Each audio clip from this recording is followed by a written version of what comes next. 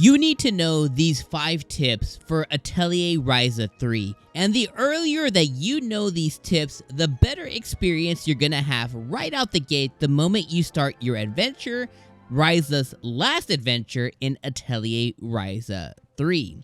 Alright, let's jump right in. Of course, as always, I'm Dom from the Game Looters, and in this video, I'm giving you 5 beginner tips that you need to know ASAP in Atelier Ryza 3. Alright, let's get started.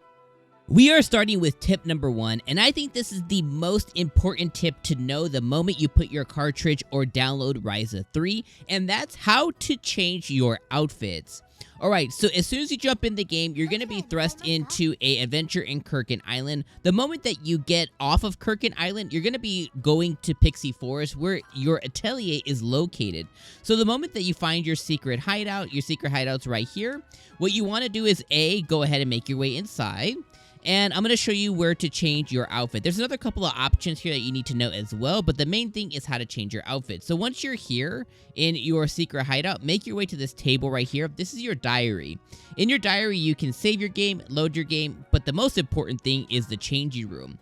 So when you're here, you can change the outfits for whoever's in your party at the time of you playing. So depending how far you're along in the game, all your characters will be listed here, and you can manipulate their outfits for all of them. Most important one, though, is Ryza. So when you're here, you can go through all the different costume lists. So you can see if you have the pre-order bonus or if you have different saves for Atelier Ryza 1, Atelier Ryza 2, or Atelier Sophie like I have right here. You're going to give a bunch of different costumes that you can change into. And here you can decide what the best look is for your Ryza. And honestly, I change my outfits constantly. So, definitely whatever you feel is your fancy at that moment, you can go ahead and equip on Ryza. And it's really quick. It'll just go through and change the costume. But that is how you can get into new costumes and see what pre-order bonuses that you have as well right there at the diary. So that's the first tip right out the gate. Alright, tip number 2 has to do with synthesizing, and that is how to find items to synthesize. All too often when you make your way over here to actually go and synthesize, you're going to find out that you might be missing certain items, and especially like this. If I want to go and get an ice bomb, you see here it says literally not enough materials. So, but what do I need for an ice bomb? So if I go into the ice bomb, what I can do is I can hit the minus button on my Pro Controller or Joy-Con or on my Nintendo Switch. So if you hit the minus button, it's going to bring up a related list. And specifically, the first item is going to be on what you actually need. So for this one, I know that I need aqua ore. So that is the actual item that I'm currently missing is aqua ore. So if I go into aqua ore, it's going to tell me where it's at. So me personally, I haven't actually seen it yet. But I know here that it's in a few different places. So it's in the Blue Life Spring, the Big Lighthouse, the Small Port City, Crystal Ditch, and Waterfall. So I can go ahead and make my way to any of these locations here. Another thing too is when you see, I'll go back, when you see like the Small Port City, this typically means that there's a vendor or merchant that sells the item. So a lot of times you'll save a lot of time by, instead of going and searching forever, you'll find yourself that you can actually just go and buy the materials. So let's say I want to make this luft. I can go here and see, let me go into the item. I can see, okay, I need wind ore. So if I look at wind ore, I can see, okay, right next to the glasswork building, the glasswork building actually sells wind ore. So I can go in and buy it directly from them. Or again, I can head to one of these different areas here, like the old mining site ruins, and I can go and just find wind ore very easily. And then I can come back and synthesize this item. But this is a good tip to know, especially early on like you might have just missed one piece of material or a drop item from a monster. So if you go to that area, fight monsters, collect as much materials as you can, and you'll find exactly what you need.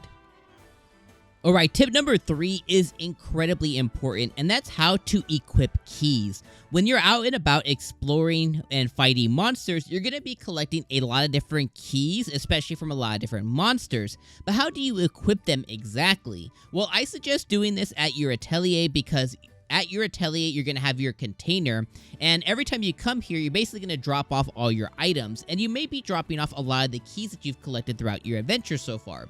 So when you're at your atelier, whichever one that you're at, go ahead and hit the X button, and we want to go ahead and get our keys ready to go out and explore. So there is a whole different line item here that's called Secret Key, And when you come in here, it shows you what keys you currently have equipped. I myself have some blank spots so I can show you guys, but these are the different keys you have, and the effects are over to the right. So you can see this yellow stone key gives me a skill charge, this jade key gives me a skill charge, and it has a synthesis effect. This blue key gives me a wide search for treasure, so treasure will appear more often. But if I come to these blank spots here and I hit the A button, I can come and equip whatever keys I want. So I'm like, okay, let's say I need this rare Firebird key. This one gives me an action speed bump, all stats up, and it even has a symbol effect for omnipotence. So if I can go ahead and equip this, and it will put that key here. So let's say I want to get another key. Let's say, okay, I need a red key. This one has fire conversion. Maybe I want the yellow key. This one, gathering quality. Okay, maybe I want my gathering quality to go up. And then I can go ahead and equip another key here. Let's just go ahead and equip this one, supply quality.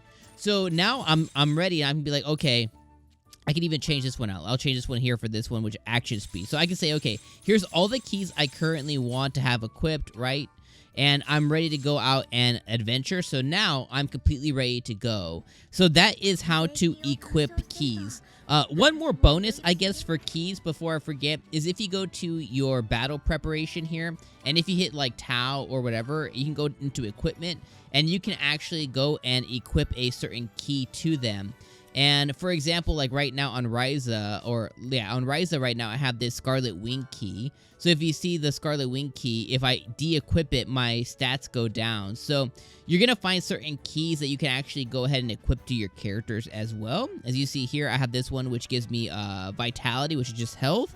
And then this one gives me Omnipotence. So, you know, this is just going to affect your overall stats. So that's another bonus for keys too, is just knowing to make sure that always come and check what keys you have, because you might have one like this that you can equip, and it'll actually, you know, be able to be equipped onto one of your characters, and that can help just their general stats just by equipping a key.